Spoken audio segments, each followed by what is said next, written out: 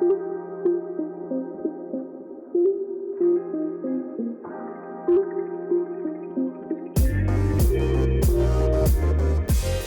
et bienvenue dans les extraits de Storylifique, le podcast 100% outdoor.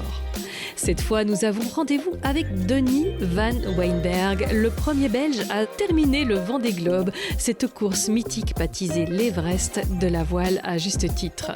Cette interview n'est pas vraiment menée par moi, mais par l'école de 6e primaire du Moulin à Vent de Bouges, la classe de ma petite fille Amandine qui laisse la parole cette fois à ses copains et copines. Et je les salue tous au passage.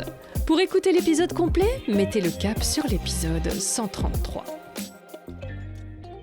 Tu peux nous expliquer un peu comment ça s'est passé ? C'est une grosse implication. J'ai lu que tu avais revendu ton entreprise pour pouvoir te lancer dans cette autre entreprise.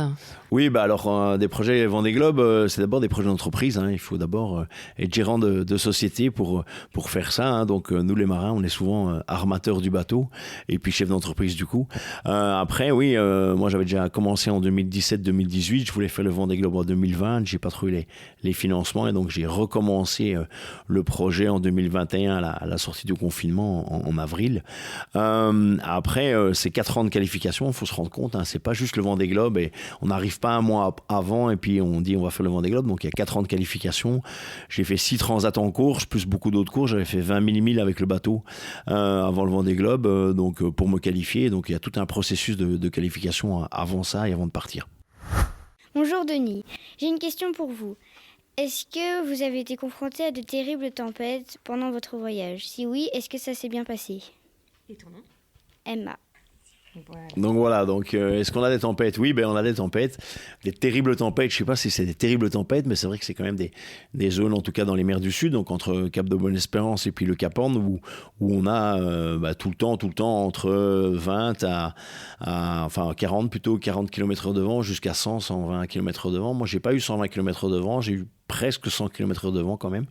Donc oui, et ça s'est bien passé puisque je suis là. Donc voilà, après c'est vrai qu'on a l'habitude avec ces bateaux-là, et que c'est des bateaux qui sont faits pour endurer ce genre de conditions. Maintenant, ça reste des conditions quand même compliquées à gérer, qui sont presque extrêmes quand même, parce qu'au-delà du vent, il y a l'état de la mer, il y a la température.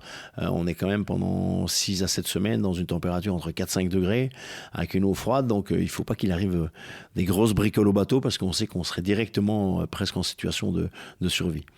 Ouais. Et donc, quand tu as 100 km/h de vent, merci de ne pas le faire en nœud pour eux, ce sera plus simple. Qu'est-ce que ça a comme conséquence ? Les vagues sont, en général, à ce moment-là, c'est directement les vagues de 6 mètres ou pas spécialement ou... Oui, non, c'est sûr que quand on a du vent, on a la mer qui va avec. Donc voilà, maintenant, avec les prévisions météo, on sait avoir aussi des prévisions de l'état de la mer. Et donc, c'est vrai qu'on se met des barrières ou des frontières à pas franchir. Par exemple, moi, j'avais mis maximum 6 mètres de creux de vague. Donc voilà, donc sans doute que j'ai eu plus parce que c'est des modèles de prévision, mais c'est vrai qu'on fait attention à ça. Ouais. Voilà. Mais sur un bateau comme le tien, il faut bien savoir, c'est une espèce de coque vide, une coquille d'œuf bien résistante, mais enfin, ça doit résonner pas mal quand même quand ça chahute comme ça, quand ça tape. Oui, c'est sûr que ça fait du bruit, et puis les bateaux vont quand même à certaines vitesses, donc voilà. Moi, j'avais un bateau à dérive droite, donc c'est quand même moins bruyant et moins puissant, et ça va moins vite que les bateaux à foil, où là, vraiment, il y en a plein qui dorment avec des casques anti-bruit, des choses comme ça. Moi, c'était pas le cas. Au niveau du sommeil, c'est vrai que j'avais pas de problème au niveau avec le bruit ambiant. Bonjour Denis, c'est Bilal. Est-ce que tu penses refaire le Vendée Globe dans le futur ? Alors, ça, on en a déjà parlé souvent. Non, je ne pense pas refaire le Vendée Globe dans le futur. C'était un projet de 7 ans au total, 4 ans de qualification, avec beaucoup d'implications à tout niveau. Et tout a été compliqué, tout le temps.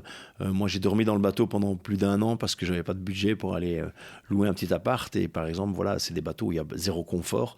Il n'y a pas de toilette, il n'y a pas de cuisine, il n'y a pas de salle de bain. Donc c'est quand même assez impactant. Donc voilà.